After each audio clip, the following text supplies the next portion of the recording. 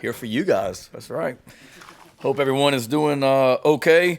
Have a special T-shirt on today. As you can see, Curing Kids Cancer is teaming up with college football teams for its First and Gold awareness campaign to promote National Childhood Cancer Awareness Month in September.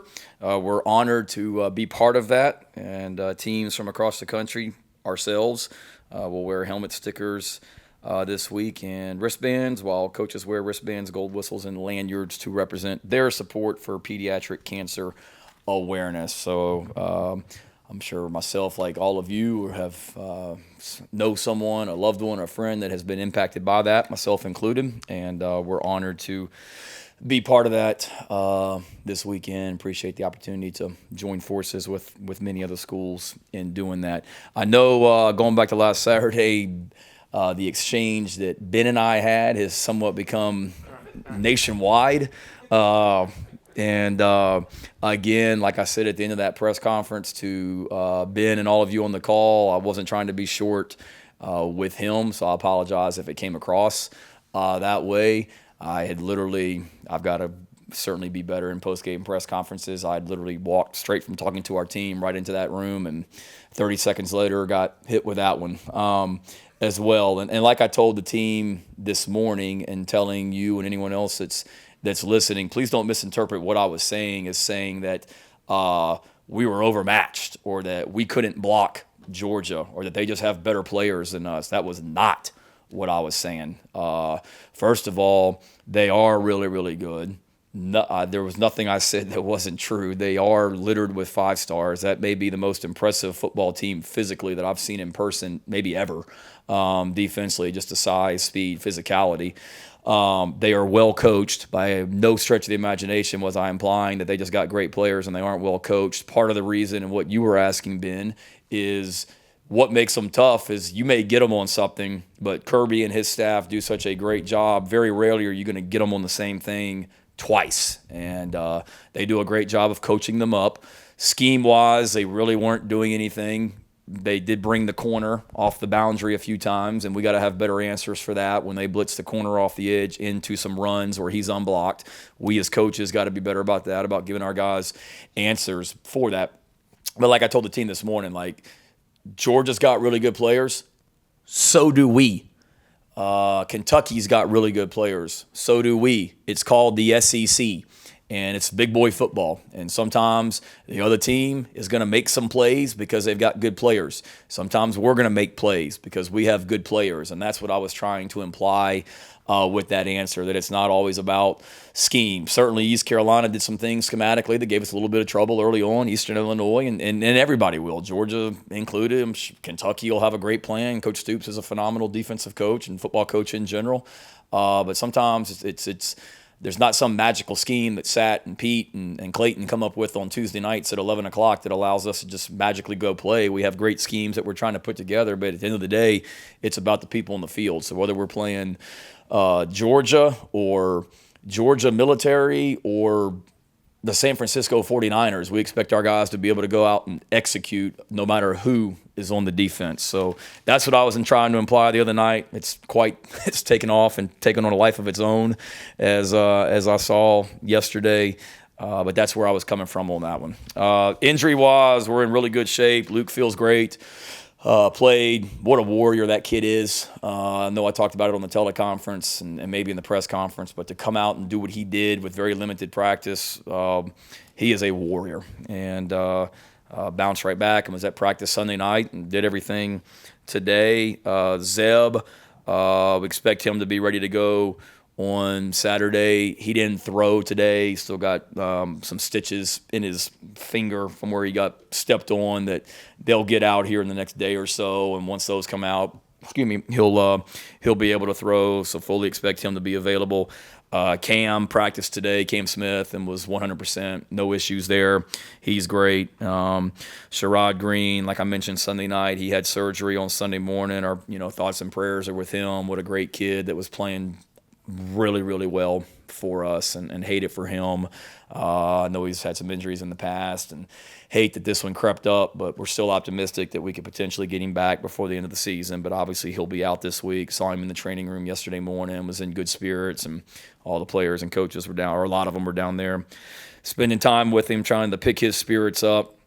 And then Xavier Leggett is questionable for this week. He was in a little bit of a traffic incident last week and has some scrapes. Nothing major, but just trying to get that cleaned up a little bit where he's able to go out there and play. But from that standpoint, we're in great shape injury-wise.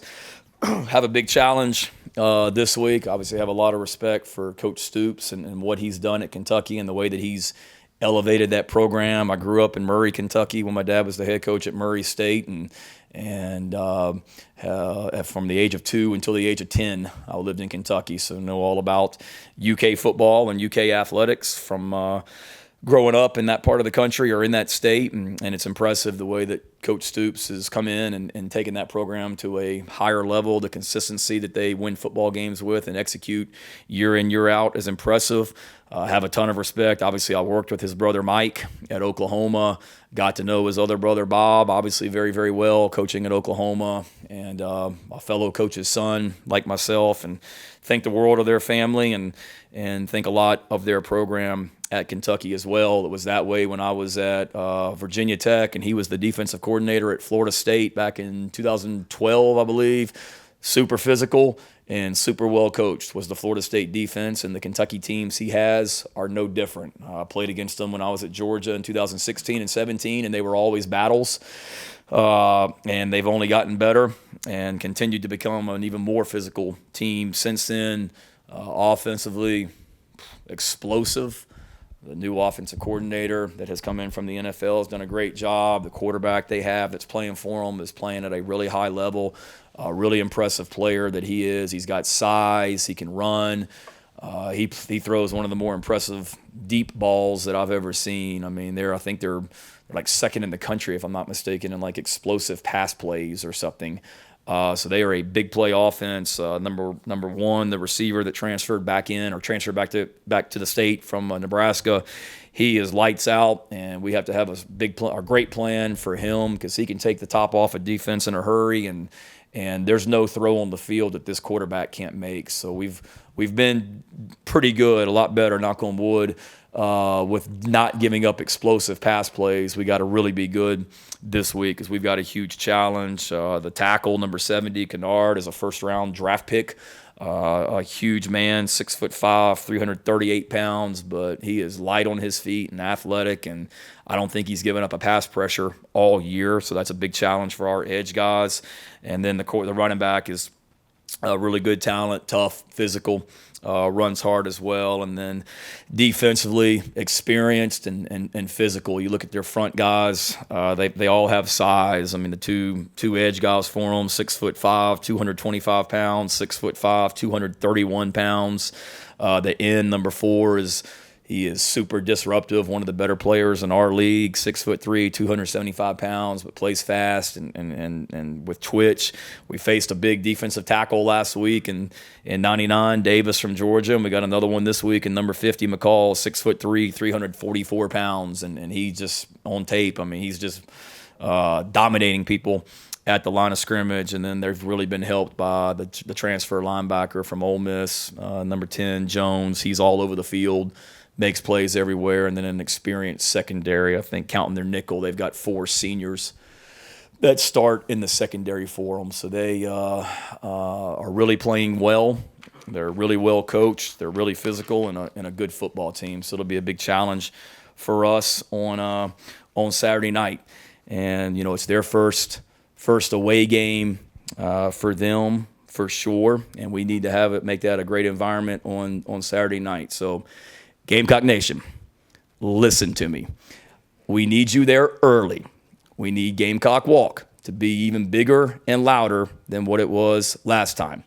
We need the cockpit to be louder and more disruptive than it's ever been. We need an environment Saturday night that will be a true home field advantage for us and a true 12th man out there, loud and boisterous. If you're wearing a mask, great. you ought to be yelling so loud that the sound from your voice tears a hole in the mask. I don't even know if that's humanly possible, but let's sure as heck try.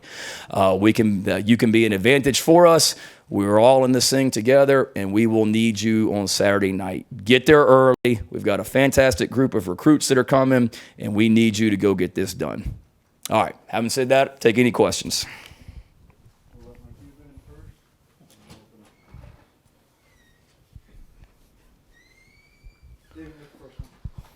Come on, Mike. That's some extra running afterwards, man. Shayna, after 3 games, when you've looked at some of the offensive line struggles, is it a scheme complication thing? Is it calls at the line from the center of the quarterback? Just is there, a couple of problems that you guys have identified and can correct? Yeah, we got to be better. It starts with us as coaches. We got to coach better. Saturday night was not good in a lot of ways, us included as coaches. There certainly that place was rocking on Saturday night. Like, we need our place to be rocking on Saturday night. And we had certainly some miscommunication.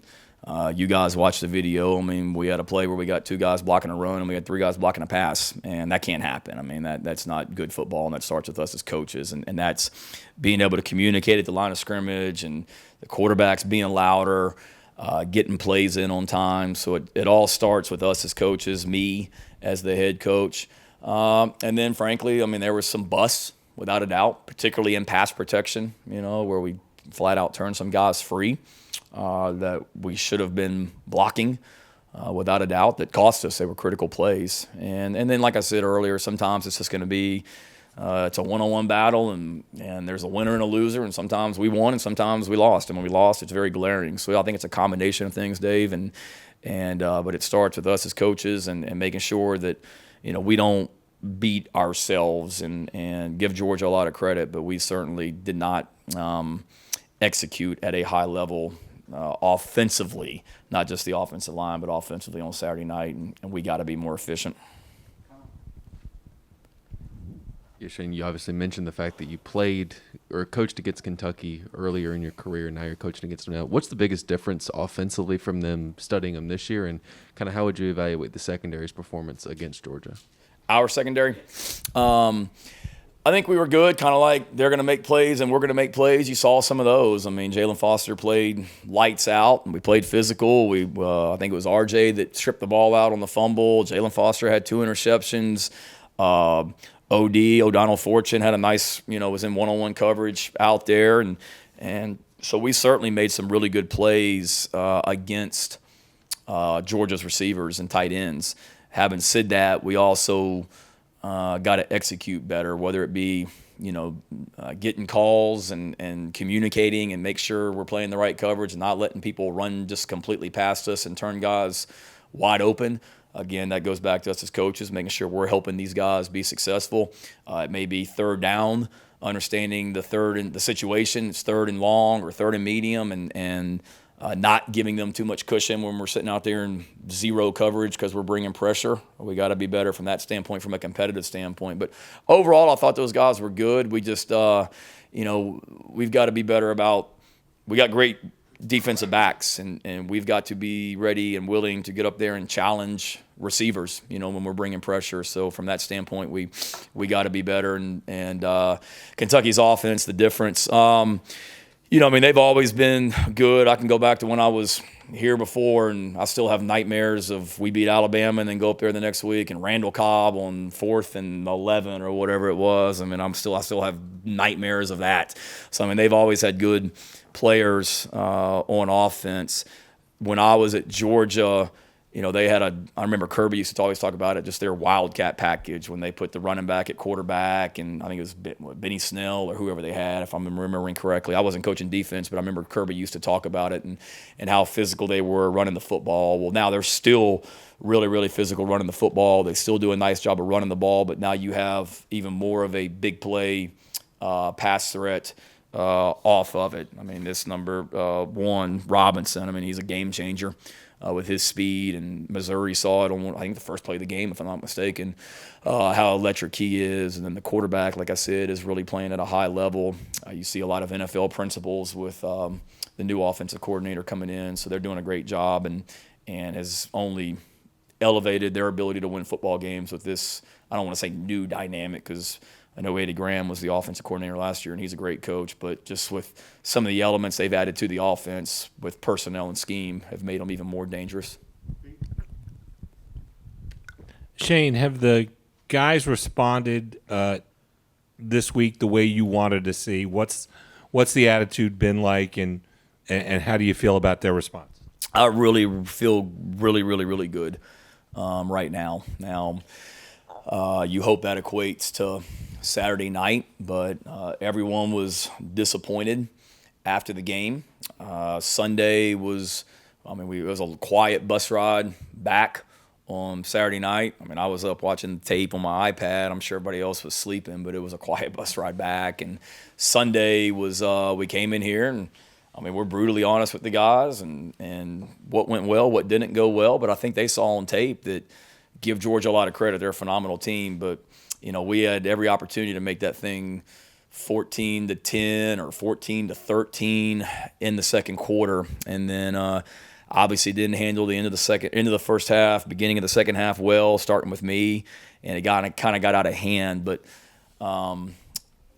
proud of the guys, and they showed it. They saw how physical they played, and we've got to always be able to do that. Practice on Sunday night was good, and then this morning, it was fantastic. We the tempo, the energy, the sense of urgency that we had out there, the focus, honestly was one of our better Tuesday practices that we've had since we started the season against Eastern Illinois. Now, we got to get better on Wednesday, Thursday, Friday, but it gives me hope that our guys are in the right place mentally and understand that we got a chance to be a good football team, but we got to get a whole lot better this week. Shane, going back to the physicality of Saturday's game, how would you assess the way your team handled that physicality from the beginning through the end of the game? And did you see certain points during the game where, boom, they really picked it up? I thought, just from my own eye, when I watched it live and then watching it on my iPad after the game and then watching it again on Sunday with the staff, I thought we were physical from beginning until end. I really did. We ran the football hard. I saw offensive linemen when engaged trying to finish blocks at the beginning of the game, and I saw it at the very end as well. I saw 11 guys on defense trying to physically get to the ball physically and fast and doing that at the beginning. And I saw it at the very end with Damani Staley and the tackle he made over there on the sidelines. So special teams as well. Mo Cobb on one of the kickoffs at the very end was really impressive, just watching him cover a kick and go down there and make a play. So our guys played hard and played physical, and I feel like they did it from the beginning of the game until the very end, which is all I can ask for. No offense taken, so we're good. But I know, obviously, Will Levis got a strong arm on him, but can move a little bit in the pocket as well. Obviously, you guys see Luke every day out on the practice field. Is there anything transferable about seeing a guy like that every day in practice to what you might see at Kentucky? Or is there anything that, from that the defense can take in terms of seeing that look every day? Yeah, I think so. Luke, obviously, in our practices, Luke and our quarterbacks are wearing a jersey, meaning they can't get tackled like I'm sure most schools do. So Luke is fast and not running. Will is 6'3", 232 pounds is what they list him as. So, he's built like a H-back back there that you're trying to tackle, not to mention he's got a rocket for an arm and is really, really accurate with a quick release. So there is some similarities in two quarterbacks that can run. And that's the other thing. They're throwing, deep balls 60 yards downfield over people's heads, but then you've also got to be aware of him just keeping the ball and running it. And you got to be worried about this, offensive line that goes 327, 302, 297. The center is 6'6", which you don't see a 6'6" center off him. 301 and 338 along the offensive line. So they and then good physical tight ends. So they're a physical offense that wants to run the football, but then has the ability now to throw the ball over your head. Yeah, sorry again, Coach. I know you talked about it on Sunday during the teleconference with Luke and just how he's kind of handled himself, being able to get ready for the situation when his number is called and being thrown in there early on Saturday's game. Number one, what does that say about him as a person? But number two, how can that have an impact on the rest of the guys in terms of just how he went about it and going about it the right way? Yeah, no, I mean, fantastic. Just the leadership skills that he shows. I mean, he and Zeb got a great relationship, and Zeb, the older guy, can certainly help Luke, but Luke can certainly help Zeb. And when Luke wasn't playing against Eastern Illinois and East Carolina, and then the very beginning of the Georgia game, Luke was great on the headphones, just being able to communicate and talk to Sat and talk to the other coaches and communicate with Zeb after the series. And then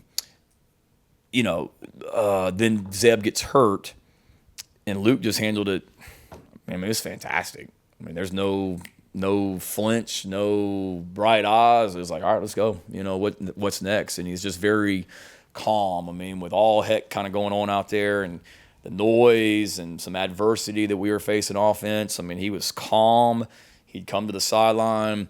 He'd immediately tell you what went wrong, what he should have done. He's really smart. He was very poised. Credit him because he did a great job, I thought, when he was out of just getting mental reps. And we talk to our players about that all the time. Like, every rep can be yours, whether you're actually in the play, taking part in it or not, and you're standing on the sideline or standing behind. And Luke did a really good job, I thought, of just, even when he wasn't out there, going through the play. Javon Gwynn did it. He had a couple practices a couple weeks ago where his foot was bothering him. He did in practice, but you can see on tape when you're watching it as coaches afterwards, he's 10 yards behind the offensive line, like walking through the play on his own every single time. And that showed on Saturday night. And then just the leadership that Luke showed, kind of rallying the troops and keeping the offense going. And I think he called the team up right there at the beginning of the fourth quarter and was talking to them. So he's a fantastic leader, a fantastic player, and he's a warrior, and glad he's on our team. Hey, Coach, I know this has been a concern for you. It seems like, sort of excessive celebrations, taunting, getting called a lot more. I know for a fact in the NFL, but it seems that way in college football now too. And I know you guys have had some issues with that over the last couple games. I'm wondering, not trying to get you in trouble here, but wondering from a broad perspective, do you think that's being over-policed in college football right now? The calls that we got for taunting over the last couple of weeks, we deserved, in my opinion. God makes an interception at East Carolina, and one of our players, stands over a guy and talks to him on the sideline. Totally, you should flag us. Josh's the other night, I'm sure there was plenty of back and forth going on with him and that defensive back from Georgia leading up to that point. But when you catch a ball and you stand over a guy, it's going to get called. And we've told them that. Obviously, I haven't done a good enough job of making them realize it. We talked this morning about I saw all the ones that got called over in the NFL this weekend. And I'll be honest, watching some of those, there's a couple of them you're like, geez, really? Like, that's taunting? But whether I don't make the rules, the head official, the white hat, and the referee, they don't make the rules. They're being told what to enforce, and whether you like it or not, that is a point of emphasis in college football and the NFL, without a doubt. And, I'm all for celebrating, but we want to celebrate with our teammates and not make it about the individual, not make it about yourself when you make a big play. I mean, Josh made a fantastic catch and had every right to celebrate. Go celebrate with your teammates and get ready to go play again on the next play. And as soon as he came off the field, before I even got to the sideline, he knew he was wrong. He apologized and all that. But obviously I've got to educate our guys better, and I got to do a better job of holding them accountable for that as well. And we're trying to we are doing that. And, it is what it is. I mean, there's some plays that you look, I was watching the Kentucky-Alabama game from last year, and there's some plays in that game that certainly last year they weren't called taunting, would be called taunting this year. And we've talked to our guys about it and shown them those clips as well. And we'll continue to try and educate because it is a point of emphasis. And I think some of the stuff in the NFL this weekend really illustrated that for our guys as well. Assuming everything's okay with Luke and his foot, is he the guy moving forward at quarterback? Assuming everything is good with Luke, he will be our starting quarterback on Saturday night. And more of a long, I guess, big picture question. Tempo seemed like a thing you guys went to at times, maybe more often than the first couple games. Is that something you'd like to see, I guess, again, like long term as kind of the identity for what you guys want to do on offense, or? Yes and no. We certainly need to be able to utilize tempo, but I don't want to be a team that goes fast all the time, and I don't want to be a team that lumbers around and is in the huddle all the time. I think there's got to be a balance. I've coached defense, and I know when the defense knows that you're going to go fast every play, okay, they can plan for that and they have an idea of that. When you may be in the huddle and you're using a lot of different personnel groupings and keeping teams off balance with formations and personnel groupings, but then you also have the ability to go fast out of that can present challenges for defenses. I know that firsthand. So we'll continue to, mix in tempo and utilize it, but it's also, there's always me as the head coach got to look at every single week. How do we, this week, specifically for Kentucky, how do we win this football game? And there may be some weeks where you don't want to go fast because you may be going fast and then you're going 3 and out, or you're going fast and the other team's trying to run 200 plays a game on their offense and whatnot. And there's also, you always got to be smart, in my opinion, and do what gives your team the best chance to be successful. We got a pretty good defense. I think we're really good on special teams, and we all got to play complementary football. But yes, we do need to mix in tempo at times because that can be a weapon for us. We've done it. I mean, we did it one whole drive, I think, against Eastern Illinois, if I'm not mistaken, and we've got to continue to mix that in some also.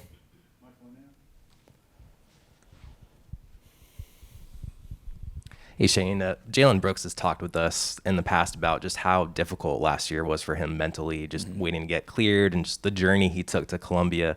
I know the first couple games this year, a couple of missed connections with him, but obviously he had that huge one-handed catch the other night, a clutch catch before that. I was just curious, what was your reaction to that catch he made, and is that something that you think could maybe help get him going, maybe build his confidence a little bit going forward? Yeah, absolutely. Like, I see it in practice. I know you guys aren't out there all the time, and I see it in practice and what he's able to do, just his length, his ability.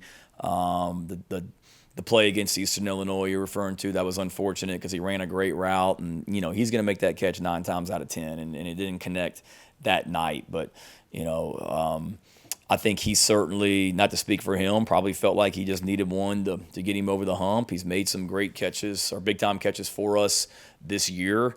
That one the other night, my reaction was probably like y'all's, like, oh, my God, it's a heck of a catch.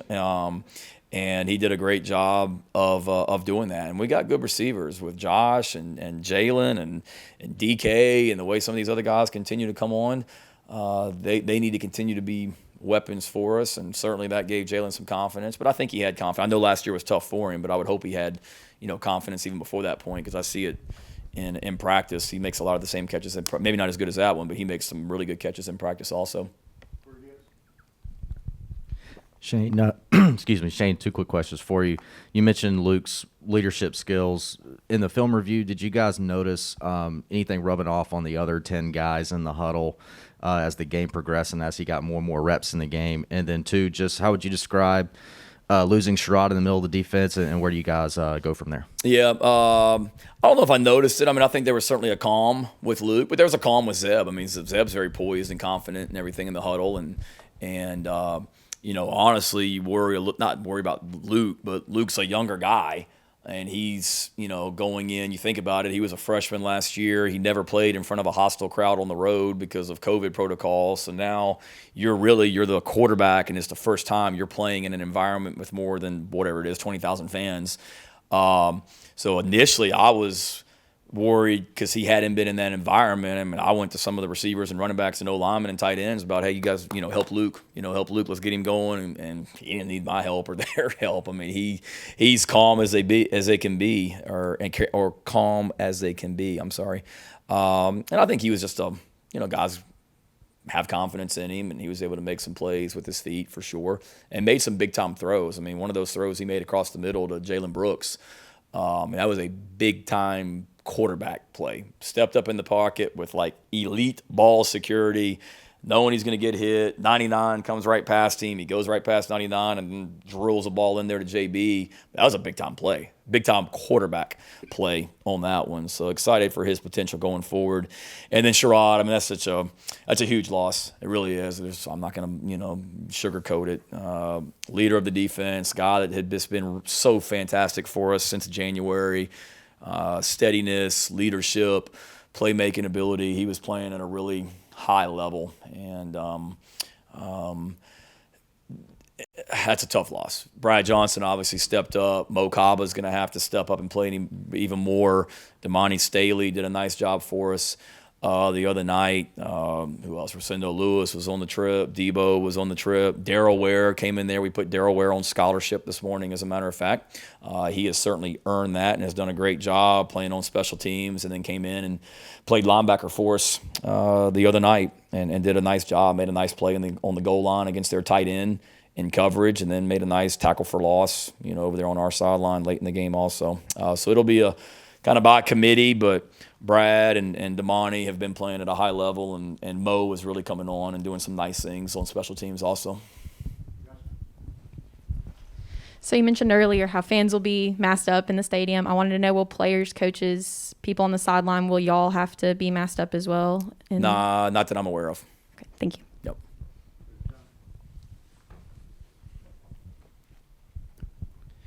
A lot of talk coming into the And season. again, I'm just trying to figure out how to get a first down right now. Nobody's told me like anything else about that, so I don't know. I saw it, but like I said, if you are wearing a mask, yell so loud that you rip it in half if that's humanly possible.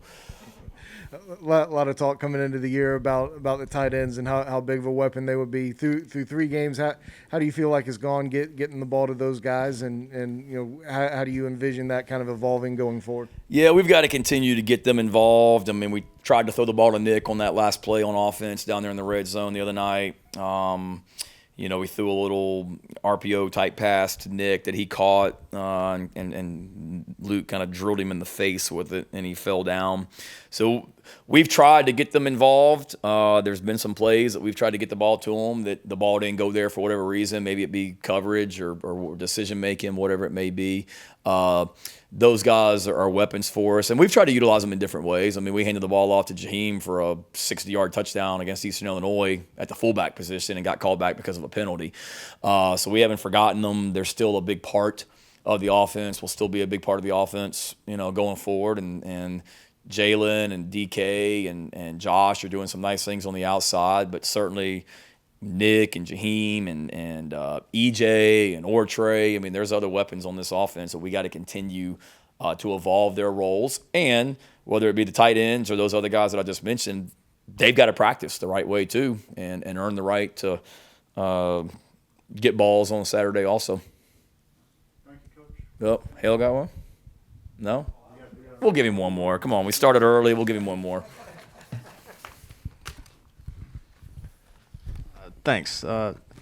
With Georgia being able to hit on some of those deep balls the other night, where were the breakdowns there? Was it a tempo situation where they caught you guys kind of off guard with some of that stuff? Don't ever let me give him another question if when we ran over. That was going to be a layup. First one, a little bit tempo. I mean, we got lined up and we had the call, but I think our defensive back was maybe just a tad late getting lined up and got caught peeking in the backfield. And then they had a nice play called for what we were in. The other one down there on the goal line, it wasn't an explosive pass, but it was a touchdown pass to Cook. That was just a miscommunication on a pressure. And then the other long one over there near our sideline going towards their locker room, that wasn't tempo or communication. That was just bad technique. Just got to play with better technique on that one. We were in position. Just technique wasn't exactly what we wanted from a defensive back standpoint. But again, they've got good receivers. They're going to make plays. Our pass rush has got to continue to disrupt quarterbacks and not let them sit back there all day either, because I don't care who you got at DB and who you're trying to cover. If the quarterback's able to sit back there and not be affected by the pass rush, they're probably going to complete most balls as well. Okay, thank you guys.